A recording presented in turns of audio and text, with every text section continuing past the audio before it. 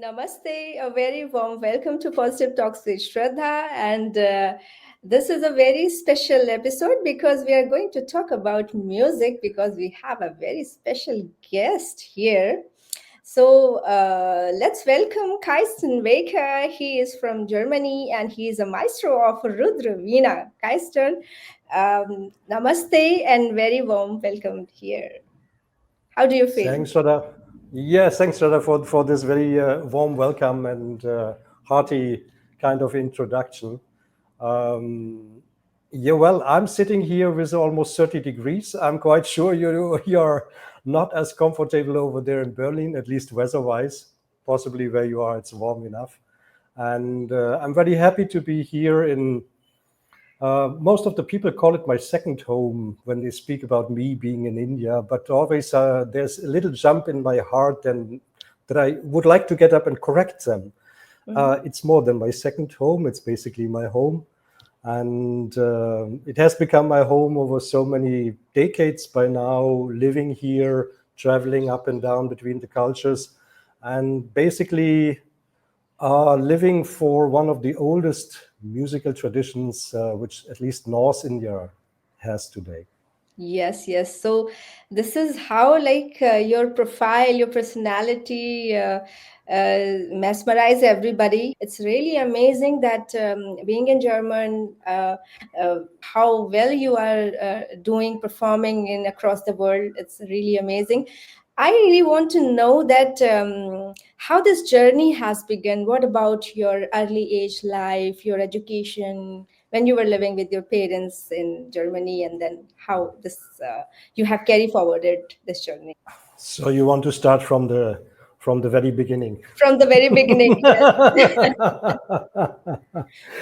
There will be a lot of things to say about the very beginning, but I think one of the advantages why I can live so easily and comfortable for more than the last 3 decades here in India. In the beginning was traveling up and down between the worlds. Now the last 15, 16 years, I'm most of the time here in India. It has to do with my upbringing in the, what we call those days, the GDR, the East German part of Germany. And it was basically a very simple kind of social, economical kind of setup. We didn't miss anything, but there was also not a very overflowing kind of materialism as we know it today.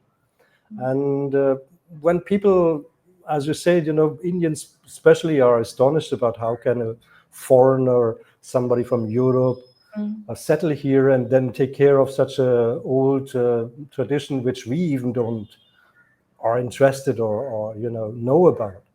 So, coming here and coming from this kind of background, when I came in the beginning, it was maybe around 1991, the first time after that, what we call the wall came down. And it was really my first step out of those little country. It was coming to India, and well, then it was somehow already clear this is what your life is going to be about. It's of course a little bit longer story, but when I started to live here, I felt very familiar, and the India in the 1990s definitely was a very different one than what we face today. The changes which have happened over the last 30 years, nobody could have imagined. I think none of the Indians and also even the outside countries would have not imagined the jump India has done over those years in the society, in the economics and everything.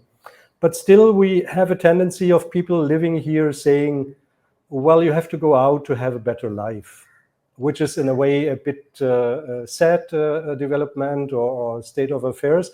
It's changing slowly. But coming back to, you asked me about the beginning, I never had a problem living in a less comfortable outer environment, which definitely is there when you live in a mega city like Kolkata, which is my home for the last 15 years. If I would have been born in India again, I'm saying that very straight away, again, because you can't do these things without a certain background. And I was asking me the first 20 years, why why I came this time from outside, why I wasted so much time to come back to do what I do. And I understood quite fast, if I would have been brought up again here, my point of view would have been the same like every average Indian. If you have a little bit of intelligence, please go out, make your living somewhere else. And the Rudra Veena would have been a very far kind of a thing. But coming this time from the outside, struggling a lot to come towards what you love, what you want to do, this made a difference. And well, to conclude this more economical point of view, in 1990, when the wall came down and this East and West Germany reunited, overnight, basically, we got all the, what you can say, possibilities to buy and to do things. So it was quite a blessing in the sense of I could learn very fast what it means to be in a world where suddenly material things are all available. There are so many instruments. I might have asked you here also when you were in Berlin. I asked you that why did you choose this very difficult instrument, and even like on the other side, it's very interesting. The Rudra Veena, it has a very mesmerizing shape, and I really love it. But it's very difficult to play. How this journey has begun? It's not only difficult to play; it's also difficult to carry. I've seen the size. If you think about what to do it. So, well, to a little bit go back again. When I grew up there in the East German part, it was basically my mother which introduced me to learn the violin in a Western way. I mean, the Western classical music. And to be very honest, I was never a very, very motivated kind of student. We were 7 students starting in class 1 playing the violin, and I'm not sure you know what it means when somebody starts to play the violin. You have this bow, you have this instrument, and it's a bit like you're taking a saw and you're starting to saw over the strings, because the kind of friction to make a musical sound on the string, it's not so easy to create that. So in the beginning, 1-2 years, the sound is rather... After 1 year, out of the 7 students started, it was, I think 2 were left over. Okay. And because the parents couldn't just stand the thing happening at home, which was noise, not a music. So I'm just telling that, these were kind of musical beginnings of mine. And I personally was not very interested in the whole story. It was more my mother pushing me and saying, you will be happy that you have learned an instrument once you grow up. Now, you know how it is when you are 10, 11, 12, your friends are waiting for you outside to go for some fun, and you are supposed to practice at home. My God, is there anything more boring? And I don't know about any other kind of star musicians or whatever, where you could say, okay, he was 4 years already, he was so motivated, he was practicing 8 hours a day. It's not existing, I'm just joking, So I don't think that kids really, apart from very few exceptions, tend to do this kind of a thing on their own. So in a way it was good, my mother was pushing me. But one thing was also very clear, it was not the music which made me to become a musician. Also, let me say that very clear. If only this type of music would have existed in this world, I never would have put my whole life to pursue that. For whatever reason, why it was so clear even in the childhood that this is fine and good, but it's not really kindling the fire, the spark didn't come. I had a very patient violin teacher. She was more discussing about books with me than practicing, because I practically didn't practice, but for 7 years she wasn't doing. But I have to agree with my mother what actually happened in those times.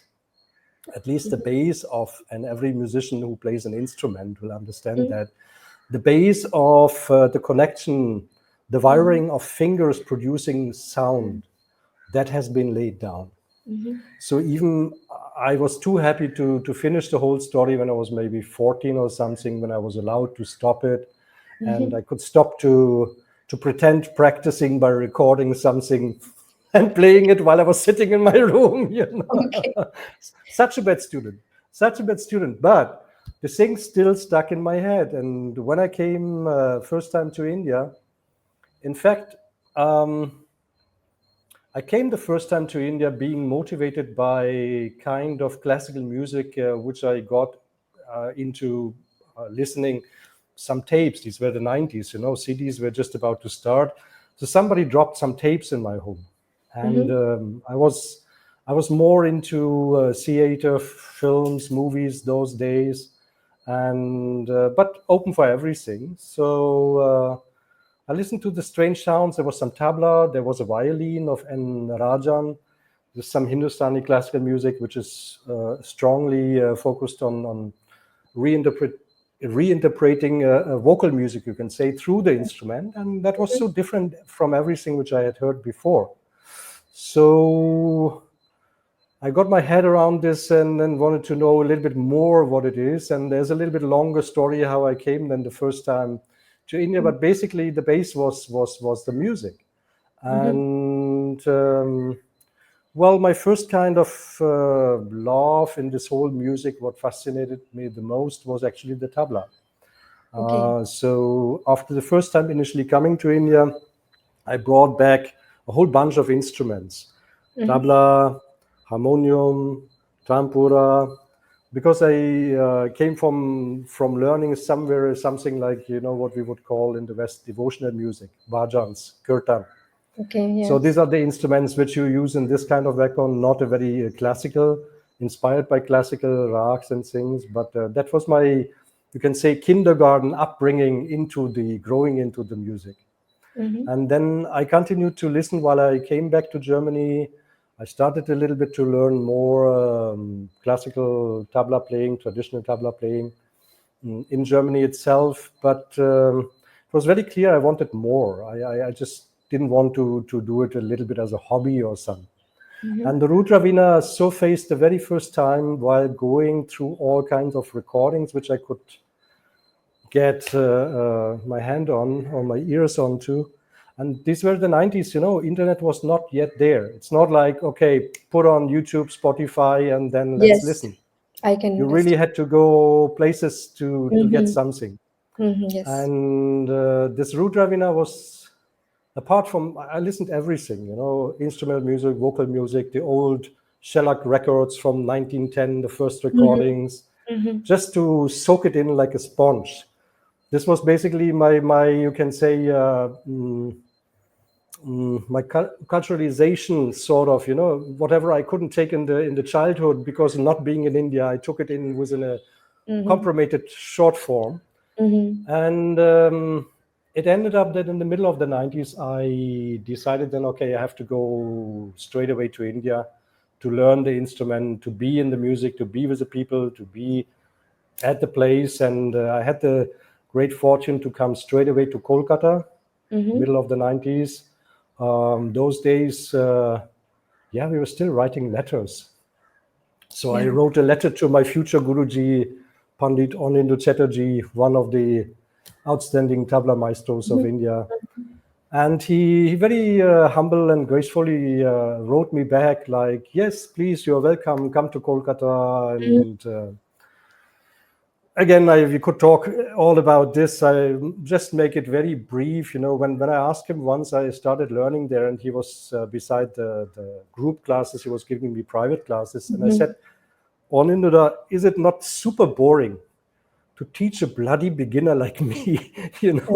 I mean, it must be for a maestro like you, like how can you do this? And he said, no, see, you are a very beginner. So at least I can shape you as I think this is the right way to go. So many people will come to me after 10 years, and then we are trying to rectify, we try to do it the right way, but it's not working. This was a humble answer of a musician like this caliber, and it happened to me again and again in my life that whenever I tried to go deeper into something, I always was led to the, I don't want to use the word best person, but the best fitting at that moment for me. And these were always outstanding personalities, artists, and they gracefully accepted that I could stay with them, learn with them. And that apparently has rubbed off a little bit to me. So I mean, coming to the Rudra Veena, what happened then? I was very happy in Kolkata, spending the winter season, which is known as the concert season. Also, this is where all the festivals are happening. For Yes. nights you can go on, and it was even more crazy in the 90s than it is today. Today it's a bit shrinking in the variety. We had much more festivals those days, and so you would just go out in the evening, spend the night. In the morning you would come home half asleep, half more levitating than walking, being still on the vibes of the music. And yeah, then you would spend the day a little bit resting, a little bit playing music, just to prepare yourself to go again in the night to enjoy.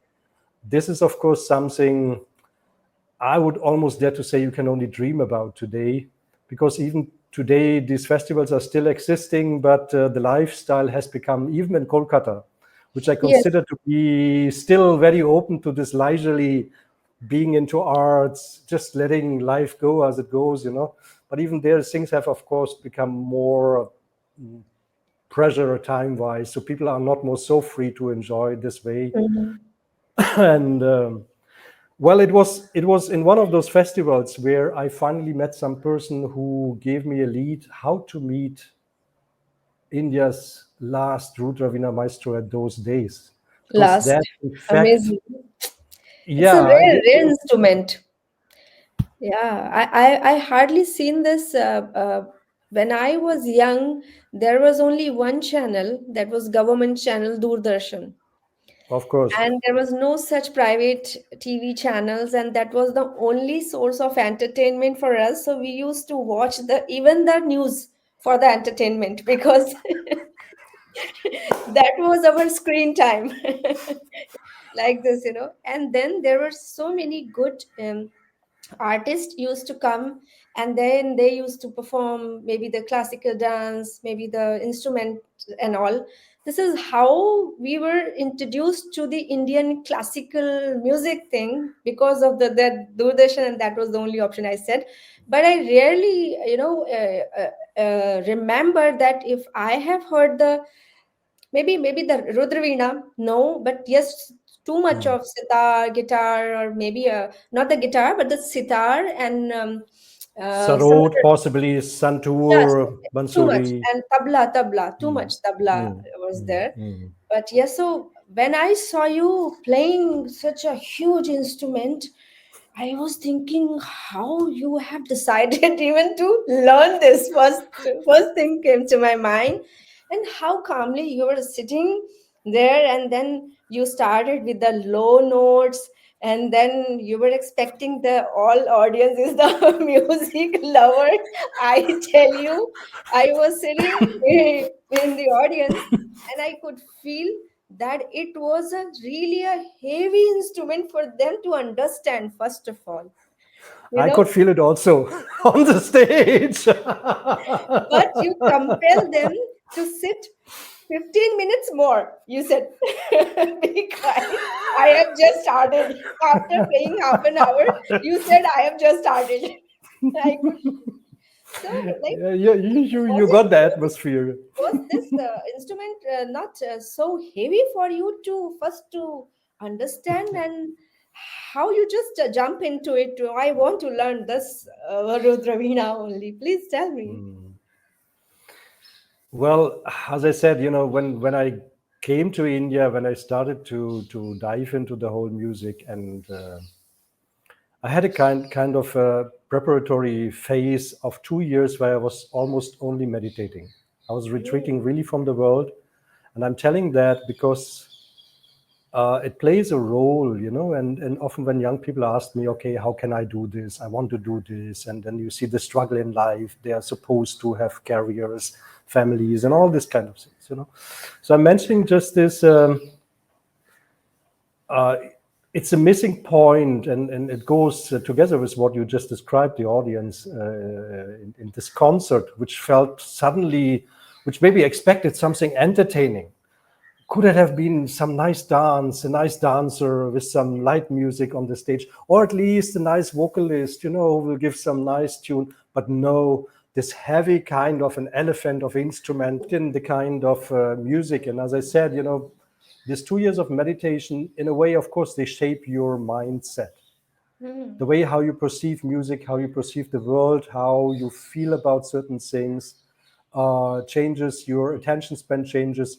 The simple fact changes that you can sit for 8-10 hours on the floor without having any problem. An important thing once you want to learn this music, which most of Indian can't do anymore even today. But the main thing is, when you ask yourself why I like a certain music and why I dislike a certain other music, why I can focus on that and enjoy this and another one not, why some music is popular and other ones hardly we find listeners. So in a very simple way, you can say you will like that which resonates already within you, which is according to the tune you are running on. When this comes as a kind of equivalent in a form of music, you will say, that's it. The same thing when you meet a person and it makes click from the first moment. And there are these other persons where you try to be very, very friendly, but, well, you don't get really warm with a person, right? So it's all about vibration. I mean, that goes for music, that goes for communication, even as a talk, that goes for persons, it goes for everything. You would even come down, and I will not go down this road right now, that the world is just sound, is vibration. Yeah, amazing. And this Rudra Veena, this is an instrument, like basically most of the instruments, I would dare to say, this is what I heard from my spiritual gurus. They said, these instruments were basically created by those kind of rishis, munis, people who had retreated, who sought rather the inner life than the outer life. Then what they perceived inside, to see and experience really experiential, not just as an intellectual or as a kind of fantasy imagination, to see the reality that there is sound behind everything.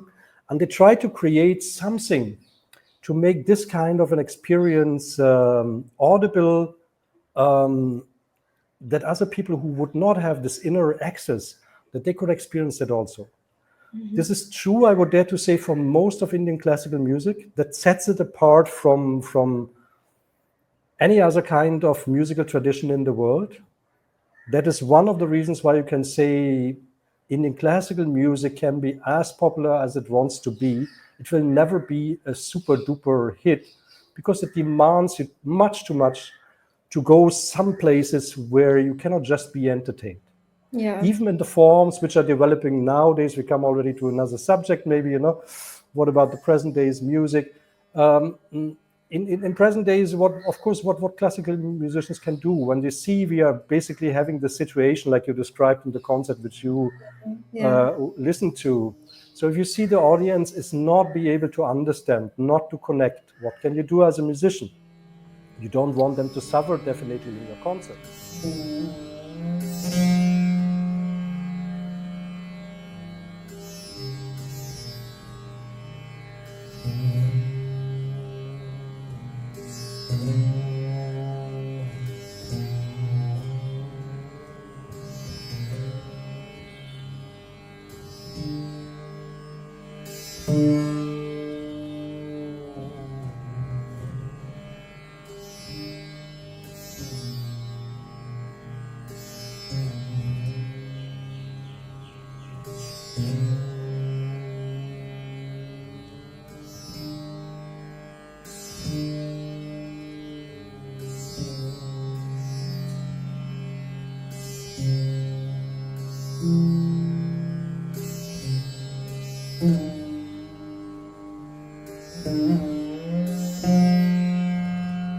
So here I want to put this point that do you definitely you must be understand about this Rudra word. What is Rudra? It comes from the Shiva, right? Old text and the movies and series that Shiva plays some kind of mridang, and also this Veena. I think if it connects to the Rudra, then definitely it's not going to be a very easy instrument, and not everybody can fall into it. The person has to have a special quality and understanding and a strength to understand and to devote the whole life into this Very beautiful instrument. So do you feel when you play the Rudra Veena, you play that the sound is not coming from your instrument, but it is coming from your inside, from your heart, the link, rhythm, and sync? You touched a lot of points right now, important, really important points, which are the essential of why to choose this kind of music, you know. And possibly in this time we are discussing today, we will again, it will happen. Be touching some points, and then another thing surfaces, you know, because it leads to the next one, and you cannot even answer all the things. But for the choosing of the instrument, it's like that. The instrument is rather choosing you. Of course, you as a person say, I'm going to do that. But when I decided, okay, it's a Rudra Veena, not the tabla or any other choice which I had, what was the difference to other instruments was the kind of, I could just say depths. It delivers the kind of depths where it brings you when you hear it. But in reality, we can also say every instrumentalist in a way is singing through his instrument. Means instead of using his voice and believe me, we all what we play, we have to sing also. We can't sing that. I'm basically teaching all the things without ever using my Veena. The people will be very disappointed when they come and say, I want to learn this Veena. And I say to them, okay, first thing you learn So singing. because this is a raga. This You is the sing the rag. raga. It has not only, yeah, of course, it's the rag, but it's also the voice is your first Veena, it's the first instrument. Yeah. So when you settle the whole thing, the music within yourself, to bring it out through the fingers and then through this complex instrument. And let me at this point also mention, it's not like that we can say, oh yes, Rudra Veena is so much more difficult than a sitar or sobaha or a sarod. Everybody has to struggle. We have to struggle with some points. They have to struggle with some other points. It's just the instruments are optimized for a certain kind of music. So this music we play on the Rudra Veena, we call this Drupad. Drupad is the oldest classical vocal classical form of Hindustani Shastriya Sangeet, classical music, which is still performed today. And because it is mainly a vocal form, all what we play comes along with this kind of a form, you know. So it makes sense to start it from the vocal. Now coming back to the Rudra, Raudra, Rudra, whatever you want to pronounce it. My Guruji Ustad Asad Ali Khan, and we are jumping again the stories, you know, coming from Kolkata, somebody brought me to Delhi, and then really this kind of a personality, this great maestro of Rudra Veena, just said like, why you're not coming and starting learning? You know, this happened almost simultaneously while I was totally set in Kolkata learning tabla, and then I got this chance. I went there, I came in touch with him. Whatever he saw in me, inviting me to learn it, possibly he has invited quite a few other people also, knowing anyway, you know, these foreigners, they surface and then they are vanishing, and then that's that, you know. However, I've been staying around, and I had around 15 years then to be with him. Not all the years because I had to travel up, down, and all the things, but Rudra Veena. So my Ustad Asad Ali Khan Sahab, being an Orthodox Muslim, he would not start a concert, or at least many of the concerts, he would start to explain about Rudra and why Rudra Veena. And then he would tell this mythology story, how Shivji was sitting on Mount Kailash, meditating about the beauty, the divine beauty of his divine consort Parvati Ma, which was sleeping in his lap. And he wanted to manifest something which would be another expression of this eternal beauty. So he came up with this Rudra Veena. And Ustadji used to describe it, you know, basically the shape of the Rudra Veena was the arm with the bangles around, laying on her perfect bosom chest. And I always was wondering how cool he as a Muslim could describe this almost sensual depiction of the Rudra Veena taken from the shape of Parvati Ma. But there was no problem in that. And I mean, this is another really fascinating kind of historical fact that a lot of the musicians keeping this kind of old traditions alive have been Muslims. So Muslims basically maintaining a tradition which comes from the deepest kind of Hindu mythology, if you see another form of Rudra, that one which is roaring, this one which is giving out the sound, the aspect of Shiva when he is basically, you could say, when he's doing the Big Bang, when he's bringing about the creation by just exhaling, giving a sound. That's actually the most original kind of interpretation of what about Rudra, the roarer. Yeah. So that is a principle how we see in, you can say in Nada Yoga, but even Drupad is nothing else than Nada Yoga, means the science of how to connect with the creation through sound. And you might see it in a more esoteric way. You can see it in a more musical way as we do it in Drupad. All the points leading to the same kind of experience, that whatever we have abstracted into an art form called a Drupad and then creating an instrument, Rudra Veena, which alone, if you would look now in the Rudra Veena, how it is shaped, what kind of symbolism is behind it. You know, you just reimagine the kind of two big tumbas you had and then the big dand on the top. Yeah. So one of the most beautiful symbols it is, amongst many others. It's basically the bridge between the worlds. Yeah. It's a bridge which allows you to go transcend between this physical worlds and the other subtle worlds. And that is one of the specialities you can say in the sound of the Rudra Veena.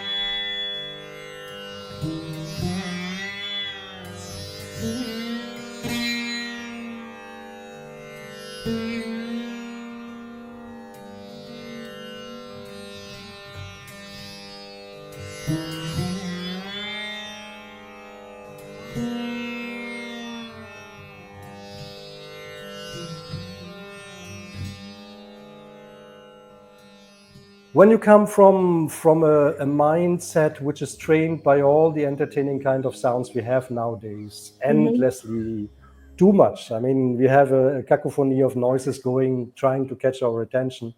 Yeah. But if you can wipe that out, if you are for a short while in silence even, and then you go to this kind of a sound which a Rudra Veena creates, which for, let's say, a Western mind, and even for most of the Indian minds today, it's what is this? There's no music, there's just sound. There's abstract sound. But when you can give yourself to it, and that's the experience possibly you had also in the concert, listening the first time live to it, it catches you.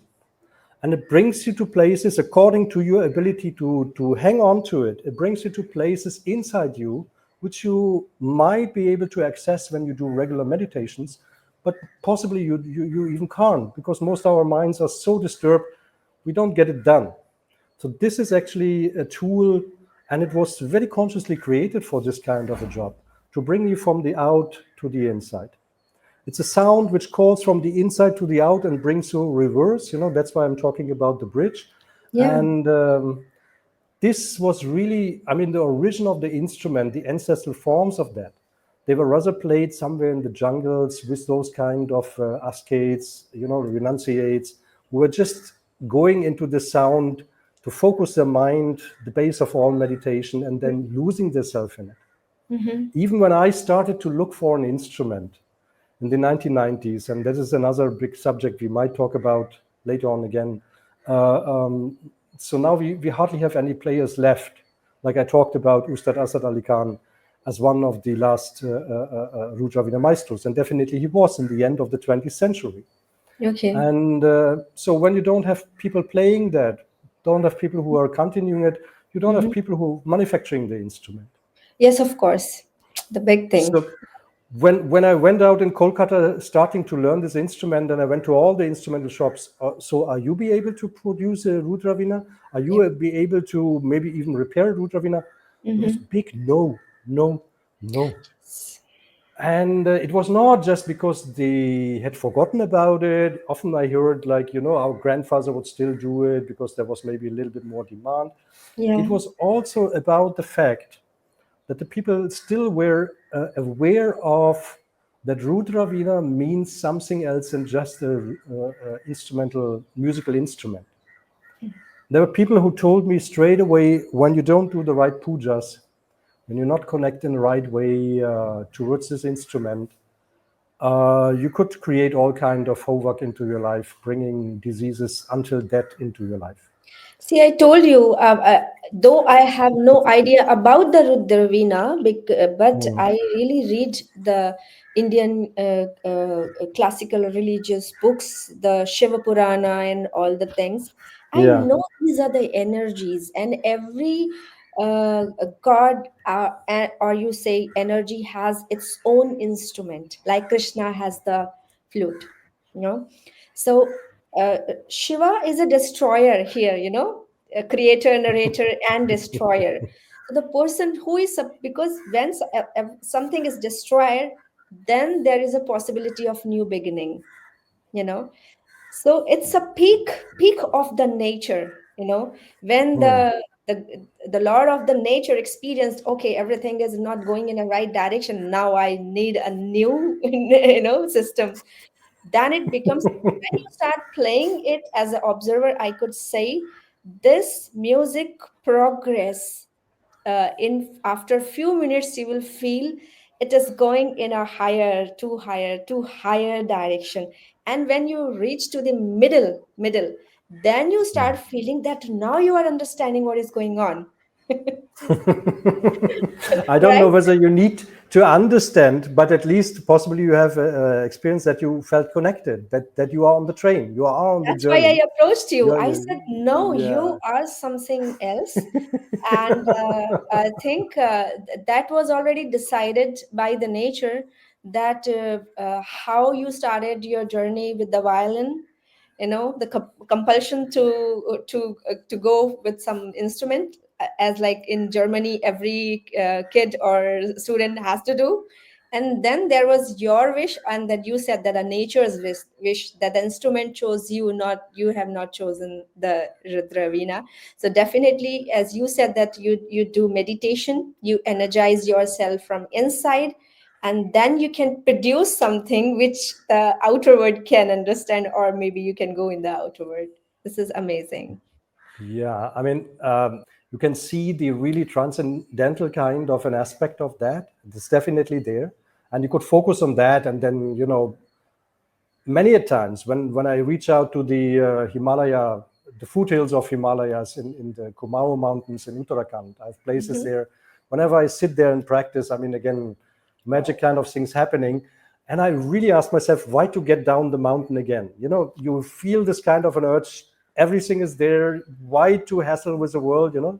How, And how then did you brought again, your instrument to Himalaya? My question here, like I'm imagining when you are saying this, I'm already imagining you are sitting in a top of the hill and you are playing, and Shiva is listening.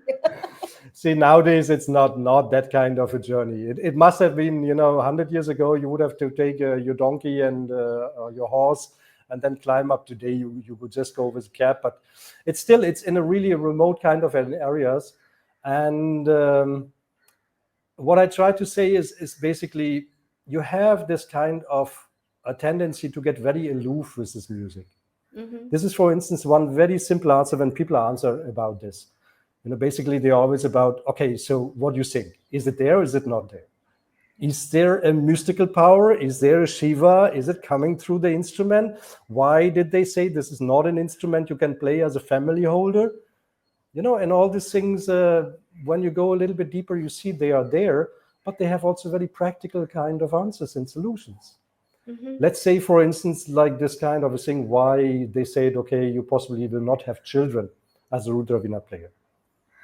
It's for me, it's very, very, very simple. Once you get into this kind of a world, which draws you basically, almost you can say like a drug, you get into a kind of a state where we are not really interested what's going on in the world. As you said rightly before, I'm not sitting in a very luxury position. I have to struggle on both sides to make it happen, and it's still after 30 years. If I sound so enthusiastic about it, I It's a get, of course, passion. sometimes. It's passion. It's of course it's a passion, and the fire of passion gets sometimes quite a lot of raining on it. The monsoon of seeing that the people don't get it, or Yeah. that those people, even where you think they should Yeah, take a little bit more care of it, even those have not more the time and the mindset to do so. I understand. So that's really grounding you. But then again, you just stand up and say, "What the hell? You are still a Veena player. Nobody knows how that is working in this world, but you still can do it. So do it. It's still like a lottery winning, and it's the most beautiful thing I could find."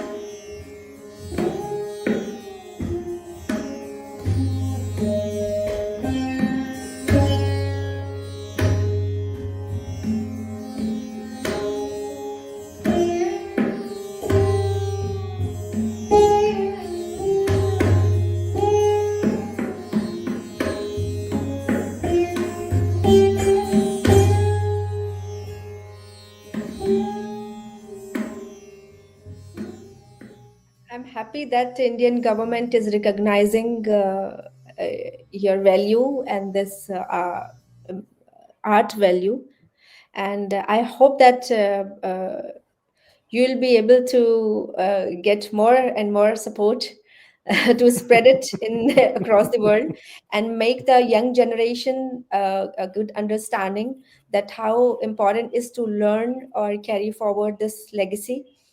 As you are doing, you feel that responsibility now you're doing. So on this positive note, if you want to give any message to the musical enthusiast or students, please go ahead. Well, I mean, the last thing we spoke about, that's basically I think the most valuable what you can take from this music. That this music is not just there to enhance your aesthetical, artistic kind of a quality, which definitely it does. It's a big challenge, as you said in the beginning. My God, how did you learn this kind of a music? We even don't understand it, how you get into it. But the core of all these traditions, and not only of the Rudra Veena, but in its very own way, especially also with the Rudra Veena, is not even to become a fantastic musician.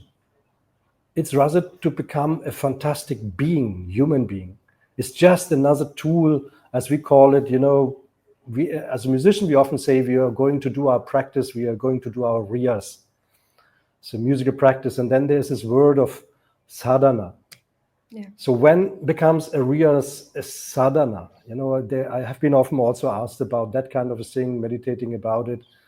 So in a very simple way, if something becomes a tool of transformation for your mind, for your whole personality, for whatever, you take more control on what you are spreading into the world, then it becomes a sadhana. That could be gardening as well as Rudra Veena playing. Doesn't need to be Rudra Veena playing, But if you have already something exceptional, rare and specially designed for that purpose, like the Rudra Veena, that is, I don't know how much successful I will be in transmitting it to whatever, how many people. I'm not worried so much about it. It will go on. It will find always a few takers. It will be always a few takers only. But Yeah. it will survive, and it will be there maybe in a time when the general zeitgeist, if I might use this German internationalized word, zeitgeist, when the winds of the worlds are more on the side where the people have understood that excessive going outside, getting more material things, are not solving the issue of your search. They're not going to make you more complete. They are not going to make you more happy. They're not going to last even. We will experience that very painfully over the next decades coming. The world will show us, if you go on burning the world, what will you receive? Nothing. Just destroy it. So as more tools and ways which lead you inside, where you basically get those things which you desire and you get them in a lasting stage, they will be more and more needed. So as I say, when people say, please, what can we do to make it more popular? What can we, Okay. share it with the people? And then I'm always saying, don't worry. You can tell the people about the history, about the value. This is your tradition. And people will be Right. very respectfully saying, wow, such a great thing. Now I have learned something about my own tradition. But Yeah. then you turn around and that's it. If it reaches your heart, if it touches Yeah. the strings within you, then it's going to resonate, then it's going to mean something, then you will start to invest. And that's Perfect. basically only going to happen when the mindset of the people will turn a bit more meditative, when they Yes. start to explore the inner more than the outer. I often say, then Rudra Veena, you will find it on the top charts of the pop charts, number one. I will not Amazing. see the day possibly. Really, it's really amazing to listen to you. The overall conversation was not, I think, about only the music. It was about how you perceive the thing, how you want to be, what you want to be. A cricketer or a player or a dancer or a businessman or so. The purpose of life should be or is to get a peace, comfort, and satisfaction. I can feel that how satisfied you are with your life despite of all discomfort, so many other things. But the main thing is the happiness, which I can feel and the viewers can feel in your personality and your performance, everything. Thank you so very much, Kirsten, for talking to us, sharing the insight of your musical journey, and so many, learning like which we have get from you. It's amazing. Thanks a lot for being here. Namaste. And next time, I would invite you to discuss furthermore about it. Namaskar, Shraddha. Thank you so much for giving the time and having this wonderful talk. I felt really inspired to share with you. And I would look forward that we have another episode because there's so many other things to be Yes, of talked about. course. Thank you so much once Take good again. care. Thanks.